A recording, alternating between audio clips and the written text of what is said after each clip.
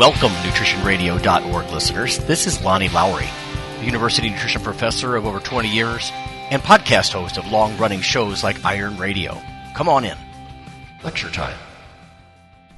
Hey, everybody. This is another piece of lecture, this time on fat basics. By the way, the reason I'm doing these lecture clips is so you can get a peek inside the classroom. All learning is really self-learning, I think, as Isaac Asimov pointed out for us. So that's what this sort of ongoing material is about. So if you've wondered about good fats, bad fats, why fats are different from carbohydrates, anything about the chemical structure, how it's metabolized, that's what this one is about. So let's go on into the classroom and check it out. Okay, so first slide, this is a lipid metabolism review. First, lipids are composed of carbon, hydrogen, and a little oxygen. So those are the same elements that make carbs. But now we're talking about lipids. Dietary fat is a type of lipid. In fact, 95% of all the lipids that you consume during the day are triglycerides, triacylglycerol. Typically, even-numbered carbon atoms are grouped together to form fatty acids. Fatty acids are generally, there's three long chains of these things, and they're stuck onto a glycerol backbone, and altogether that makes a triglyceride tree, I'll sometimes call it, or a full fat molecule. But these fatty acids, this is the business end of a fat molecule. Again, this is where most of the carbons are that you break up and feed into the Krebs cycle. So most of the calories are in the fatty acids. This is where some of the nutraceutical effects are, like the anti-inflammatory or the mood-enhancing effects, or the fat-burning effects, believe it or not, of omega-3 fats, those sorts of things. So the fatty acids, the business end of a fat molecule. Just like most of it in the diet, primary human storage form of lipid is triglyceride. A clinician might say triglyceride. In science, we say triacylglycerol. It's just more accurate. Tri means three, of course. Acyl, that's a fatty acid, and then a glycerol backbone. If you're wondering what are other lipids, well, cholesterol is a lipid. The next slide shows a sort of a cartoon of it. Again, triglycerides composed of a glycerol backbone, here in green, and three fatty acids, here in orange. Triglycerides are found in the blood, in muscle tissue, and in adipose tissue, among other places. Oh, by the way, this diagram is not to scale. The three orange fatty acids would be much longer. They'd probably run off the edge of the slide. The next slide is that same or very similar diagram from the Williams book. From my edition, it's figure 5.1, and it shows a glycerol with three fatty acids sort of hanging off of it. So as you look at this picture, in a couple slides, I'm going to say, listen, there are two things we have to do if we want to get rid of body fat. One is mobilize it, and the other is burn it. Well, the first step, if you picture this slide in your love handles, let's say, then the first thing when I say mobilize it, we have to have an enzyme chop these three fatty acids off of that glycerol backbone, get them into the bloodstream, because we've got to get them into working muscles where the mitochondria can burn them. The next slide shows differences between fatty acids, and there's a lot of chemistry on this slide, but I'm going to you can circle this, or you can just think about it as you're listening. The first one is, in a way, the simplest form, which is a saturated fatty acid. Saturated fats get a lot of heat for causing heart disease, for example, but not all saturated fats are equally atherogenic or heart disease inducing. But you can see what is it saturated with? Well, this big carbon chain on here, remember fatty acids are long carbon chains, many more carbons than just 6 in a hexagon of glucose. But this long carbon chain is soaked with hydrogen. So that's what I say this is hydrogen soaked, saturated or soaked with hydrogen. That's what makes a fatty acid a saturated fat, like stearic acid or palmitic acid. The next one down is a monounsaturated fatty acid. And mono means one, as you know. So in one position, this is unsaturated. It's not hydrogen soaked. And so what happens is the two carbons in the long chain, they form a double bond, and there's no hydrogen soaking it anymore. Monounsaturated fatty acids, which you might hear me call MUFA, just because you get sick as a nutritionist of saying monounsaturated fatty acid, these are considered very healthy. Like oleic acid is a prime example of this in olive oil. Very good stuff, part of the Mediterranean diet. It's helpful in many ways. Down at the bottom is a polyunsaturated fatty acid, and poly means multiple, right? So this is unsaturated or free of hydrogens in multiple places along the long carbon chain. And so you can see there's several carbon-to-carbon double bonds on here, and there are multiple places where it's not saturated. On the right side of this slide, it talks about cis and trans fats. Cis fats are generally considered natural. When there's a carbon-to-carbon double bond formed on the fatty acid chain, the hydrogens are missing on the same side.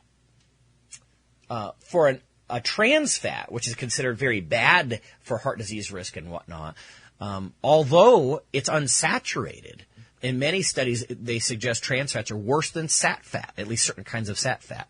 And in this case, the hydrogens are missing on opposite sides of the carbon-to-carbon double bond.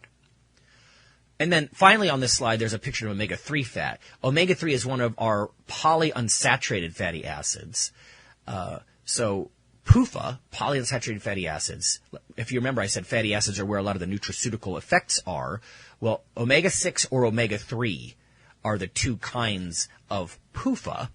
And it really depends where that first double bond is. On this one, you can count in 1, 2, 3 carbons into the chain. We see our first double bond, and hence it's an omega-3 fatty acid. If we counted in 1, 2, 3, 4, 5, 6 before we got to our first double bond between these carbons on the long carbon chain, that would be an omega-6 fat. It's important to note that we grossly under-consume omega-3 fats in the West, and we grossly over-consume omega-6 fats. And I'll talk more about that in a minute. The next slide is very basic, but it's the kind of thing you might show an athlete. Fat is not always obvious, right? It's not always an oil or a solid fat like you might see around the edge of a steak. Fat is in milk. A lot of people don't realize a cup of whole milk has about half a candy bar worth of fat in it, and just a little 8-ounce cup. Cheese obviously has fat content. Peanut butter and peanut oil, a rich source of the good oleic acid, the MUFA, the monounsaturated fat. But this slide just points out that you can't always see fats as an oil or, something like lard. Okay, so the next slide. There's a couple of stars on here, and we're going to click through these one at a time. This slide has a funny little cartoon on it. It says they're happy because they eat lard. But saturated fats, like I said, are hydrogen soaked. There's a star on that. Unsaturated fats are free of hydrogens at certain points in their chain, so they have a carbon-to-carbon double bond. It's important to understand that. And then there are subtypes, right, of unsaturated fats. There's monounsaturated fats, like olive oil, oleic acid in olive oil. There's polyunsaturated fats, and there are several of these. This is where things really vary. The first one on here is an omega-6 fat called linoleic acid. We overconsume linoleic acid, this omega-6 fat. I've seen data on Britain, the United States, and Australia at the very least, and how linoleic acid consumption has gone up and up and up over the past decades. And that's a problem because omega-6 fats are sort of building blocks for inflammation. And a lot of people don't realize, but heart disease and diabetes and other conditions, many of them are low-grade inflammatory states. Not the kind of thing you feel like tendinitis, but you were talking about like the lining of your arteries and that sort of thing. So we don't want to keep consuming tons and tons of polyunsaturated omega-6 type. The next one is an omega-3 type, linolenic acid. If you notice, there's a second N. Linolenic acid is in flax and walnuts. I wish I could give you a big list, but those are the really rich sources. It's an omega-3, as is our next bullet, DHA and EPA from fish oils. So fish oils and linolenic acid from flax and walnuts, all these are omega-3 fats. They're anti-inflammatory. They compete with the omega-6 fats for the same enzymes that cause inflammation. They're mood stabilizing. There's some fascinating work, like I said, that I saw a study in women, actually, collegiate women who consumed omega-3 fats, fish oils, EPA and DHA. While they were exercising, they lost more fat by the end of the program. And then there's another one on here called CLA, conjugated linoleic acid. It's a weird fat, sometimes sold as a supplement. I actually did my dissertation looking at some of that. And we'll touch on that a little bit later. Generally, it's a supplemental form. People get less than half a gram a day from their diet. Just quickly, I won't ask you this on a test, but DHA and EPA, because they're so important, I mean, DHA is now in infant formulas because it helps the brain so much, but DHA stands for docosahexaenoic hexaenoic acid, and EPA stands for eicosapentaenoic acid. So you can see why we just say DHA and EPA. But these are things that I would suggest you seek and your clients or patients seek because they're not going to be presented to us in the food supply very readily. Most physicians, in fact, every physician I know, takes fish oils.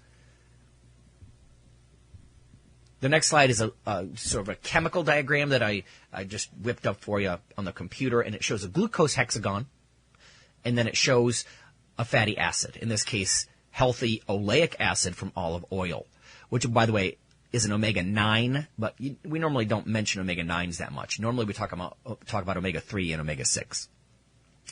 But you can see that there's many more carbons to break up. This is on the fat down at the bottom. There's more carbons. This is a larger log for your metabolic furnace. It's a bigger log that we can break up and feed into your mitochondria.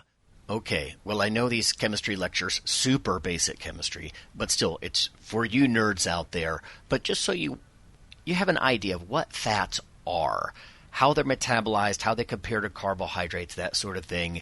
Maybe in future lectures we'll talk about manipulating these fats more than just sort of the gold nuggets that we offered here about inflammation and rarity in the food supply of the omega-3s and all that kind of thing.